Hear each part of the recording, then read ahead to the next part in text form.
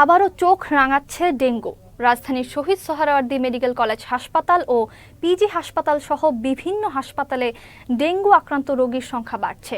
এ পরিস্থিতিতে জ্বর এলেই চিকিৎসকের পরামর্শ নেওয়ার তাগিদ দিচ্ছেন সংশ্লিষ্টরা। পাশাপাশি জনগণকে সচেতন হতে বলেছেন তারা। স্বাস্থ্য অধিদপ্তরের তথ্য বলছে, গত বছরের আগস্টে আক্রান্তের সংখ্যা ছিল 899 জন, আর চলতি বছরের আগস্টে আক্রান্ত হয়েছেন 1536 জন। চলতি বছরের প্রথম 8 মাসে ডেঙ্গুতে আক্রান্ত হয়েছেন 15,500 মানুষ। এ সময় ডেঙ্গু আক্রান্ত হয়ে মারা গেছেন 107 জন। চিকিৎসকরা বলছেন, বরাবরের মতোই ডেঙ্গুর লক্ষণ বুঝতে না পারার কারণেই বাড়ছে মৃত্যু ঝুঁকিও। প্লাটিলেট নিয়ে শঙ্কিত না হয়ে বারবার রক্তচাপ পরীক্ষা ও পর্যাপ্ত পানীয় পানের পরামর্শ দিচ্ছেন স্বাস্থ্য বিশেষজ্ঞরা।